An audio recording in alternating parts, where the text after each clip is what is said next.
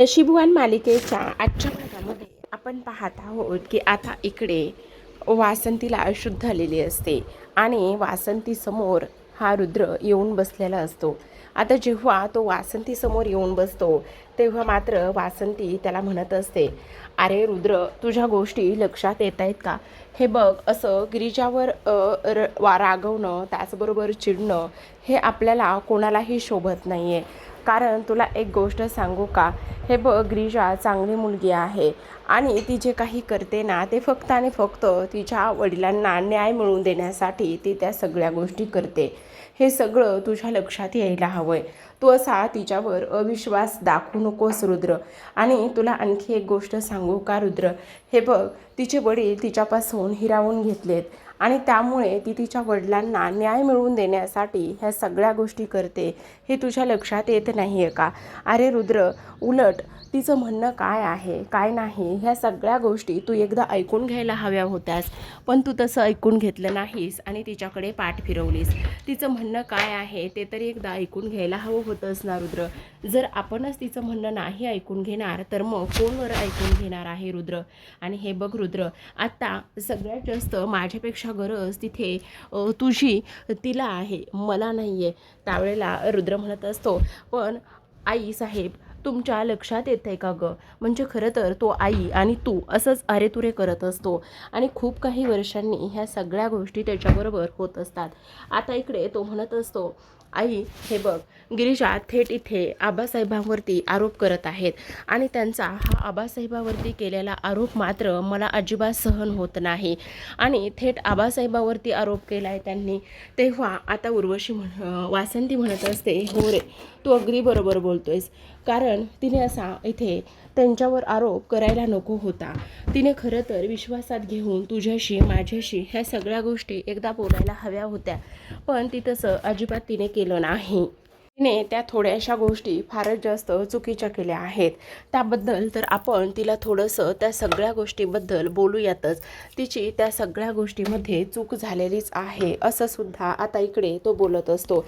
तर इथे आता दुसऱ्या बाजूला आपण पाहतो की गिरिजाला गुलाबराव एका ठिकाणी घेऊन आलेले असतात आणि जेव्हा गिरिजाला गुलाबराव एका ठिकाणी घेऊन येतात तेव्हा मात्र आता इकडे ती कंटिन्यू रुद्रला फोन करण्याचा प्रयत्न करत असते. आणि फोन करत असताना इकडे आता ती म्हणत असते, हे रुद्र, काय झालं ह्यांचं, काय चाललंय ना मला कळतच नाही आहे. रुद्र माझा फोन का बरं उचलत नाही आहेत? त्याच वेळेला आता गुलाबरावांना शब्द तो आठवतो आणि ते म्हणत असतात, म्हणजे एकदा त्याने त्याच्या काकासाठी मंदिरामध्ये जी काही पूजा केली होती तो हाच रुद्र आहे असं सुद्धा आता इकडे ते विचार करत असतात. आणि तेव्हा त्यांच्या लक्षात येतं की नाही नाही, काहीतरी कुठेतरी पाणी मुरते. त्याच वेळेला आपण पाहतो की आता हे सगळं काही होत असताना इकडे ते म्हणत असतात, काय गं, खरं सांगू का पोरी, हा जो काही रुद्र आहे ना तो नागेश्वर घोरपडेचा पोरगा आहे ना, पण तुला सांगू का, तो पोरगा खूप चांगला आहे बघ. त्या पोराची नियत आणि त्या सगळ्या गोष्टी खूप चांगल्या आहेत बघ असं ते बोलत असतात.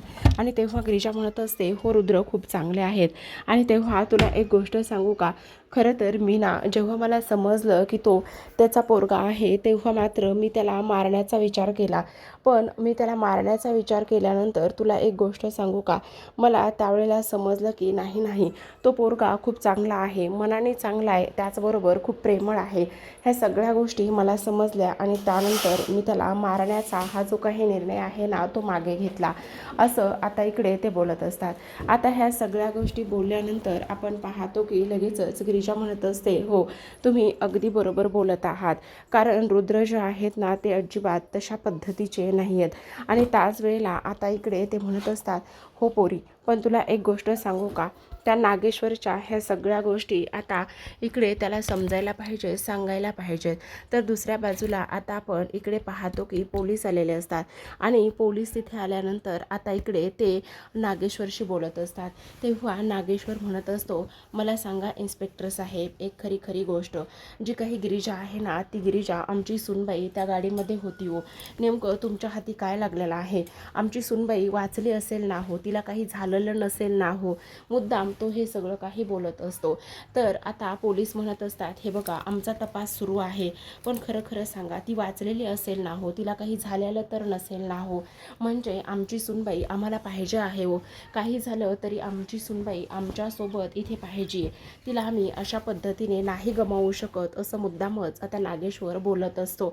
आणि तेव्हा पोलीस म्हणत असतात, हे बघा आता गाडीला एवढी आग लागलेली आहे म्हटल्यावर तुमच्या सुनबाईला काय झालं असेल काय नाही ह्या गोष्टी तर आम्ही नाही सांगू शकत, तरीसुद्धा आमचा हा तपास सुरू आहे. त्याच वेळेला आता नागेश्वर मुद्दामच इकडे दुःखाचा चेहरा करत असतो आणि तो असं दाखवून देण्याचा प्रयत्न करत असतो की मला ह्या सगळ्या गोष्टींचा किती त्रास झाला आहे, मला माझ्या सुनेवर किती प्रेम होतं, ह्या सगळ्या गोष्टी तो मुद्दामून दाखवण्याचा प्रयत्न करत असतो आणि हे सांगण्याचा प्रयत्न करत असतो की नाही, आमची सून आम्हाला कुठल्याही परिस्थितीमध्ये जिवंत हवी आहे असं तो म्हणत असतो. त्याच वेळेला पोलीस म्हणत असतात, ठीक आहे तुम्ही नका काळजी करू, सगळं ठीक होईल आणि त्याचबरोबर आम्ही आमच्या परीने शोध घेण्याचा सुद्धा प्रयत्न करत आहोत असं सुद्धा आता इथे तो बोलत असतो. आपण पाहतो की इकडे नागेश्वरने त्याच्या माणसांना फोन केलेला असतो आणि नागेश्वरने त्याच्या माणसाला फोन करून विचारलेलं असतं की नेमकं तू तिथेच होतास ना, ती गिरिजा त्या गाडीतून खाली उतरली नव्हती ना, तुला पूर्ण खात्री आहे ना, तू व्यवस्थित बघितलं होतंस ना. त्याच वेळेला नागेश्वरचा माणूस म्हणत असतो, हो साहेब मी अगदी तुम्हाला खरं खरं सांगतोय, मी पूर्ण खात्रीनिशी सांगतोय की मी काही जरी झालं ना तरीसुद्धा तुमच्या सुनबाईला तिथेच बघितलं होतं, गाडीतून तुमची सुनबाई अजिबात खाली उतरली नव्हती, ही गोष्ट तेवढीच खरी आहे असं सुद्धा आता इकडे तो बोलत असतो. तेव्हा नागेश्वर म्हणत असतो, मग सुनबाईची बॉडी सापडली पाहिजे असं सुद्धा तो आता इकडे बोलत असतो.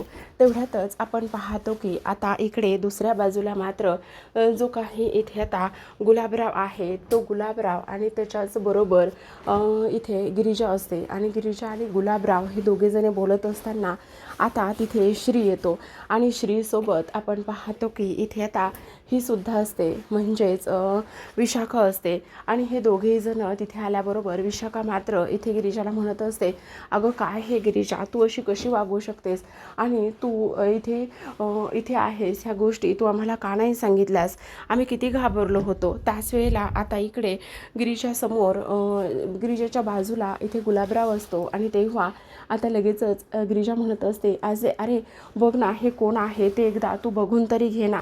आणि त्याच वेळेला आता इकडे तो म्हणत असतो, हा माणूस इथे माझ्यासमोर काय करतोय, ह्याची हिंमत कशी झाली इथे माझ्यासमोर येण्याची. तेव्हा गिरिजा म्हणत असते, अरे असं काय करतोयस, हे तुझे कोण आहेत माहिती का, अरे हे तुझे बाबा आहेत. आणि त्यावेळेला आता लगेचच गिरिजा म्हणत असते, हे बघा काका हा तुमचा मुलगा श्रीमंत आहे असं म्हटल्याबरोबर आता लगेचच इकडे श्री फार चिडलेला असतो. तो म्हणत असतो, गिरिजा ह्या माणसाला तू माझ्यासमोर का आणि कशामुळे आणलेला आहेस, मला ह्या माणसाचं थोबाडसुद्धा बघायचं नाही आहे, आत्ताच्या आत्ता ह्या माणसाला इथून जायला सांग असं सुद्धा आता इकडे तो बोलत असतो. त्याच वेळेला गिरिजा म्हणत असते, अरे अरे असं का करतोस तू, हे बघ असं करू नकोस, हे बघ असं बोलू नकोस ना, कारण हे तुझे वडील आहेत. तेव्हा तो म्हणत असतो, वडील आहेत, 26 वर्षापूर्वी आम्हाला हे सोडून गेले, त्यावेळेस कुठे होते हे, अगं आम्ही कसं जगतो काय करतो ह्या सगळ्या गोष्टीसुद्धा त्यांना एकदा पाहाव्याशासुद्धा वाटल्या नाही आहे का, आणि ह्यांनी आमच्याकडे पाठ फिरवली, मी आणि माझ्या आईने कसे दिवस काढलेत काय केले हे ह्यांना माहिती तरी आहे का, असं आता इकडे तो मुद्दामच बोलत असतो. त्याच वेळेला आपण पाहतो की इकडे आता ते म्हणत असतात, हे बघ बाळा माझं एकदा ऐकून तरी घे, ह्या सगळ्या गोष्टी मी मुद्दामून नाही केल्या आणि तुला सगुणाने काहीच सांगितलं नाही का. त्यावेळेला तो म्हणत असतो, तिने काय सांगायला हवंय मला सांगा ना, काय सांगायला हवंय. तेव्हा लगेच आता इकडे गुलाबराव म्हणत असतात, हे बघ मला ह्या सगळ्या गोष्टीमध्ये कोणीतरी अडकवलेलं आहे आणि हे सगळं मी काही मुद्दामून नाही केलं. त्याच वेळेला तो म्हणत असतो, कोणी अडकवले, कशामुळे तुम्हाला अडकवले सांगा ना, बोला ना, तुमच्याकडे ह्या सगळ्या काही गोष्टीचं इथे असेल काहीतरी उत्तर देण्यासारखं, पण मला मात्र तुमच्याकडून कोणतंच उत्तर ऐकायचं नाही आहे. त्यावेळेला तो म्हणत असतो, नाही तुला आता सगळं काही ऐकावं लागेल, कारण ह्या सगळ्या गोष्टीमध्ये मला नागेश्वर घोरपडेने अडकवलेलं आहे. नागेश्वर घोरपडे मी खरं तर अंगद महाजन यांच्याकडे कामाला होतो आणि नागेश्वर घोरपडेसुद्धा त्यांच्याकडेच कामाला होता. तुला एक गोष्ट सांगू का खरी खरी, ती म्हणजेच की हे बघ आता जो काही नागेश्वर घोरपडे आहे ना, त्याने अंगद महाजनचा खून केला आणि अंगद महाजनचा खून केल्यानंतर त्यांनी सगळा काही जो आरोप आहे ना तो माझ्यावर टाकला आणि त्याने सगळा आरोप माझ्यावर टाकल्यानंतर आता असं म्हणाला की आता तू इथून कुठेच नाही जाऊ शकत आणि स्वतःला वाचूसुद्धा शकत नाही, कारण ह्या चाकूवर आणि ह्या सगळ्या हत्यारावर तुझे फिंगरप्रिंट आहेत. आणि तुला मी एक गोष्ट सांगतो, हे सगळं मी अजिबात नाही रे केलं. ह्या सगळ्या गोष्टीमध्ये मला फसवले, त्या नागेश्वर घोरपडेने मला फसवलेलं आहे आणि त्यामुळे मी गेली कित्येक वर्ष माझ्या बायको पोरांपासून मी दूर राहतोय, हेच सत्य आहे असं सुद्धा आता इकडे तो बोलत असतो आणि रडायला लागलेला असतो. त्याच वेळेला आता इकडे श्री म्हणत असतो, पण मला तुमची कोणतीच गोष्ट ऐकायची नाही आहे, जाणून घ्यायची नाही आहे, कारण मला ना तुमच्या कोणत्याच गोष्टीवरती आता विश्वास राहिला नाही आहे असं सुद्धा आता इकडे तो बोलत असतो. तुम्ही हे सगळं कशावरून खरं सांगताय, तुम्ही हे सगळं खोटंसुद्धा सांगू शकता की नाही असं सुद्धा आता इकडे तो बोलत असतो. त्याच वेळेला आता इकडे ते म्हणत असतात, अरे श्री ऐकून घे श्री, मी नाही खोटं बोलत आहे, मी जे काही सांगतोय ना ते सगळं खरं सांगतोय, मी का खोटं सांगेल तुला असं सुद्धा आता इकडे तो त्याला सांगत असतो. दुसऱ्या बाजूला आपण पाहतो की आता इकडे उर्वशी रुद्रला फोन करत असते आणि रुद्रला फोन करून तिला ह्या गोष्टी सांगायच्या असतात की रुद्र हे बघ, गिरीजा आता ह्या जगात राहिली नाहीये, ही गोष्ट तिला रुद्रला सांगायची असते. आणि तेवढ्यातच नागेश्वर तिच्यावर ओरडतो आणि म्हणत असतो, काय करताय दिदीबाई तुम्ही, हे बघा अशा गोष्टी करू नका, तुमची हिंमत कशी झाली हे सगळं काही करण्याची, कारण अजून तरी आपल्याला एक गोष्ट माहिती नाही आहे आणि ती म्हणजेच की गिरीजा इथे जिवंत आहे की नाही ही गोष्ट माहिती नाही आहे आणि त्याचबरोबर आपल्याला बॉडीसुद्धा सापडलेली नाही आहे. मग ह्या सगळ्या गोष्टी आपण अशा पद्धतीने नाही सांगू शकत. त्यावर आता इकडे ती म्हणत असते, पण असं काय करताय, हे बघा असं करू नका, कारण किती नाही म्हटलं तरी गिरीजा गेली असेल. त्यावर ते म्हणत असतात, गिरीजा गेली की नाही ही गोष्ट आपण नाही सांगू शकत, जेव्हा आपल्याला खात्री पटेल, जेव्हा आपल्याला कळेल की गिरीजा गेली त्याच वेळेस आपण सगळ्या गोष्टी इथे करायच्या. आणि तुम्हाला सांगू, आत्ता जर तुम्ही इथे चिरंजीवाला ही गोष्ट सांगत बसलात ना तर चिरंजीव मात्र धावतच येतील आणि त्यानंतर गिरीजाला जो काही मारण्याचा आपल्याला सेकंड चान्स मिळणार आहे तो सुद्धा चान्स मात्र आपल्याला इथे मिळणार नाही, ही गोष्ट तुमच्या लक्षात येते का असं सुद्धा आता इकडे तो बोलत असतो. तर आपण इकडे पाहतो की आता इकडे श्री निघून गेलेला असतो आणि श्री निघून गेल्यानंतर गिरीजा आता इकडे गुलाबरावांना इथे विश्वासात घेत असते आणि म्हणत असते, हे बघा तुम्ही काळजी करू नका, काही जरी झालं ना तरीसुद्धा इथे त्या नागेश्वर घोरपड्याचा पत्ता आणि पर्दा फाश होणारच आहे, तुम्हाला काळजी करण्याची काहीच गरज नाही आहे. आणि तुम्हाला एक गोष्ट सांगू का, मी किती दिवस झालं हे सगळं काही करण्याचा प्रयत्न करत आहे आणि माझ्या बाबालासुद्धा त्यांनीच मारलेला आहे आणि त्यामुळेच त्यांनी मारले त्याच्याबद्दलच मी सगळे पुरावे शोधण्याचा प्रयत्न करत आहे असं इकडे ती बोलत असते. त्याच वेळेला विशाखा म्हणत असते, खरंच हा माणूस किती खालच्या पातळीला गेलेला आहे, किती पाताळयंत्री हा माणूस आहे असं सुद्धा आता इकडे ती बोलत असते. आता हे सगळं काही बोलल्यानंतर आपण पाहतो की इकडे आता लगेचच दुसऱ्या बाजूला ते म्हणत असतात, खरं सांगू का, मला आता ह्या सगळ्या गोष्टींचा कंटाळा आलाय, मला असं वाटत होतं की आता काही जरी झालं ना तरीसुद्धा इथे मी एकदा का होईना पण माझ्या बायको पोरांसोबत व्यवस्थित राहील, त्यांना भेटेल आणि त्याचबरोबर त्यांच्यासोबत व्यवस्थित राहिल्यानंतर राहिलेलं आयुष्य त्यांच्यासोबत घालवेल. पण बघा ना तसं काहीच होत नाही आहे. आणि तेव्हा गिरीजा म्हणत असते, हे बघा असं करू नका, असा विचार का करत आहे, आणि तुम्हाला गोष्ट सांगू का, तुम्हाला आणखी खूप जगायचे आणि पूर्ण खात्री आहे की काही जरी झालं ना तरीसुद्धा इथे ह्या नागेश्वरच्या पापाचा अंत होणारच आहे, त्याच्या पापाचा आघाडा भरणारच आहे असं सुद्धा आता इकडे ती बोलत असते. आता हे सगळं काही बोलल्यानंतर आपण पाहतो की लगेचच इकडे तो म्हणत असतो, पोरी पण खरंच सांगू का, तू नशीबवान आहेस, नागेश्वरसारखा त्याचा पोरगा नाही आहे बघ, तुला खरंच सांगू का तुझ्या ह्या कर्तृत्वाला दाद दिली पाहिजे. तेव्हा विशाखा म्हणत असते, तुम्हाला काय सांगू काका, अहो आमच्या हातामध्ये प्रत्येक वेळी आलेला पुरावा हातचा निसटून चाललेला आहे, काय करावं ना तेच प्रत्येक वेळी आम्हाला कळत नाही आहे. आणि तेव्हा लगेच आता इकडे ती म्हणत असते, तुम्हाला सांगू का, त्या नागेश्वरनी ना त्या देवकी मावशीला सुद्धा इथे डांबून ठेवलं आहे. काय देवकीला डांबून ठेवलं म्हणजे देवकी जिवंत आहे? त्यावरती म्हणत असते, म्हणजे तुम्ही तिला ओळखताय? हो, ती अंगद महाजनची बायको आहे. आणि तुला एक गोष्ट सांगू का? आणखी एक सगळ्यात महत्त्वाची गोष्ट म्हणजे अशी आहे की आता नागेश्वर इथे का देवकीला शोधत असेल किंवा का डांबून ठेवलं असेल, तर त्याने इथे अंगद महाजनची प्रॉपर्टीचं पॉवर पॅटर्न बनवलेला आहे. आणि त्या पॉवर पॅटर्नमध्ये असं नमूद केलेलं आहे की तो जो काही पॉवर पॅटर्न आहे ना, तो मात्र इथे जेव्हा अंगद महाजनची मुलगी 20 वर्षाची होईल आणि 20 वर्षाची झाल्यानंतर तो सगळा काही ती सगळी काही जी प्रॉपर्टी आहे ना, ती प्रॉपर्टी त्या मुलीच्या नावावर होईल. आणि जर ती मुलगी नाही सापडली तर ती सगळी प्रॉपर्टी ट्रस्टीला जाईल, असं त्या पॉवर पॅटर्नचा क्लोज आहे असं सांगण्यात आलेलं असतं. आणि ह्या सगळ्या गोष्टी सांगण्यात आल्यानंतर तेव्हा गिरिजा म्हणत असते, अच्छा म्हणजे असं आहे तर. आणि म्हणूनच तो नागेश्वर आता त्या वारसदार मुलीला एवढं शोधण्यासाठी तडफड करतोय, एवढा शोधण्याचा तो प्रयत्न करतोय. तेव्हा आता इकडे तो म्हणत असतो, पण देवकी कुठे आहे तुला माहिती का? तेव्हा ती म्हणत असते, असं एक्झॅक्ट तर नाही माहिती, पण थोडी थोडी आयडिया आहे आणि नक्कीच शोधण्याचा आपण प्रयत्नसुद्धा करू शकतो, असं सुद्धा आता इकडे ती बोलत असते. त्याच वेळेला आपण पाहतो की आता हे सगळं काही होत असताना इथे विशाखा म्हणत असते, पण काका खरं सांगू का, आम्ही बऱ्याचदा हे सगळं काही शोधण्याचा आणि ह्या सगळ्या गोष्टी सगळ्यांसमोर आणण्याचा खूप प्रयत्न केला आहे, पण तुम्हाला सांगू का, हा जो काही रुद्र आहे ना, तो फार हलक्या कानाचा आहे. त्याला ना कोणावर कसलाच विश्वास नाही आहे आणि त्यामुळेच हा सगळा काही गोंधळ आणि हा सगळा काही घोळ इथे होतोय, असं सुद्धा आता इकडे तो बोलत असतो. त्याच वेळेला आपण पाहतो की गिरिजा म्हणत असते, पण आता नाही, आता बाद झालं, आता मला पुन्हा एकदा त्या वाड्यामध्ये जावंच लागणार आहे. त्यावेळेला विशाखा म्हणत असते, अगं तू वेडी आहेस का? तू पुन्हा त्या वाड्यामध्ये जाण्याचा का निर्णय घेतेस? अगं आत्ताच त्या नागेश्वरनी तुला जिवंत जाळण्याचा प्रयत्न केला आहे आणि तू जर आत्ता पुन्हा त्याच्या समोर गेलीस तर त्याच्या आईतच कुलीत हातामध्ये लागेल. हे बघ, तू असं करू नकोस, प्लीज एकदा माझं ऐकून घे ना.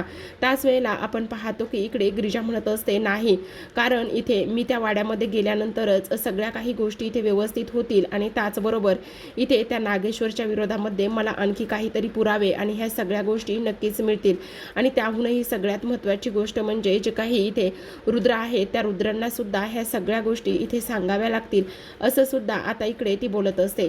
तर आता प्रेक्षकांनो, इकडे दुसऱ्या बाजूला आपण पाहतो की एक ॲडव्होकेट जे आहेत ना, ते इथे नागेश्वर समोर उभे असतात आणि नागेश्वरला आता इकडे खूपच मोठा प्रश्न पडलेला असतो. नागेश्वर त्यांना म्हणत असतो, तुम्ही आणि कोण आहात? मी तुम्हाला काही ओळखलं नाही आहे. तेव्हा तो म्हणत असतो, मी टू लॉक असोसिएट यांच्याकडून आलेलो आहे.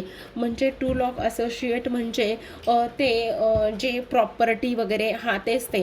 त्यावर आता इकडे तो वकील म्हणत असतो, त्याचं काय आहे ना, तुम्ही अंगद महाजन आणि देवकी महाजन यांच्या प्रॉपर्टीचं पॉवर पॅटर्न बनवलेलं आहे. तेव्हा तो म्हणत असतो, हो ती खूप जुनी आणि खूप वर्षापूर्वीची गोष्ट आहे, मग त्याचं आता काय?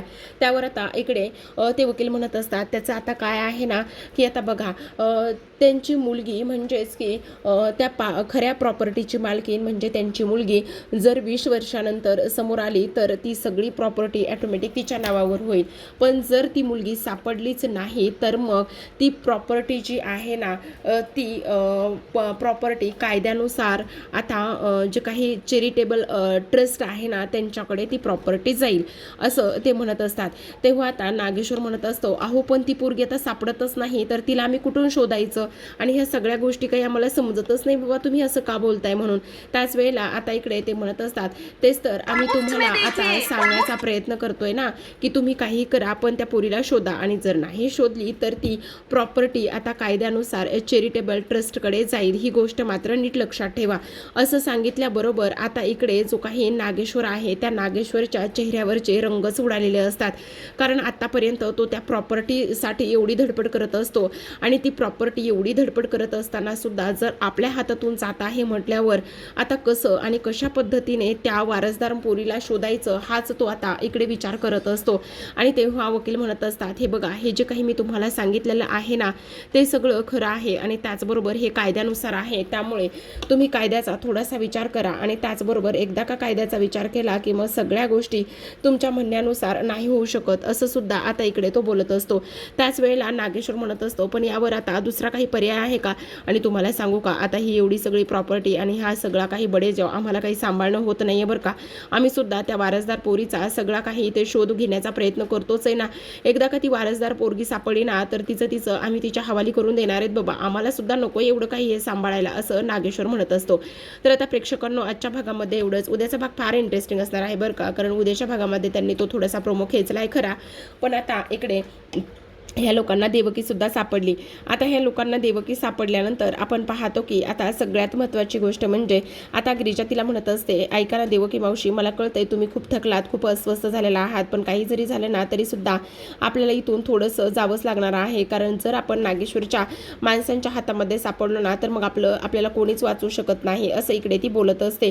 तेव्हा मात्र देवकीला अशक्तपणा आलेला असतो आणि त्याचबरोबर इथे कितीतरी दिवस तिला बांधून ठेवलेलं असतं, त्यामुळे तिला चालणं सुद्धा शक्य होत नसतं. आता इकडे देवकी थकलेली असते. गिरिजा तिला इथे उत्साहाने घेऊन जाण्याचा प्रयत्न करत असते, पण आता देवकी गायब झाली आणि तिला गिरिजाने गायब केलेला आहे ही गोष्ट मात्र इकडे लागलीच नागेश्वरच्या कानावर येते. आणि नागेश्वरच्या कानावर आल्यानंतर आता नागेश्वरचे गुंड तिला शोधण्याचा प्रयत्न करत असतात आणि त्याच वेळेला नागेश्वर म्हणत असतो, आता जर गिरिजा आमच्या समोर आली ना तर आम्ही तिचा शेवट करणार आहोत, तिला आम्ही जिवंत सोडणार नाही आहोत, असं नागेश्वर बोलत असतो. काही करून फक्त आता आमच्या ती गिरिजा हाती लागली पाहिजे, एवढंच आमचं शेवटचं ध्येय असणार आहे, कारण ह्या गिरिजाने आमच्या नाकी 9 आणून सोडलेले आहेत, असं सुद्धा आता इकडे तो बोलत असतो. तर आता प्रेक्षकांनो, इकडे आपण पाहतो की गिरिजा आता देवकीला घेऊन जात असताना तेवढ्यातच आता इथे नागेश्वर घोरपडेंची काही माणसं येतात आणि ते देवकी आणि त्याचबरोबर गिरिजाला अडवत असतात आणि एकाने तर गिरिजावर बंदूक सुद्धा आता इकडे रोखून धरलेली असते. तेव्हा हे पाहणं फार इंटरेस्टिंग असणार आहे की आता गिरिजा कशा पद्धतीने इथे देवकीला वाचवते आणि कशा पद्धतीने इथे नागेश्वरच्या हातावर तुरी देते. तर पाहूयात अशाच एका नवीन एपिसोड सोबत. तोपर्यंत तुम्ही पाहत राहाल नशीबवान. भेटूयात उद्याच्या भागामध्ये. तोपर्यंत धन्यवाद.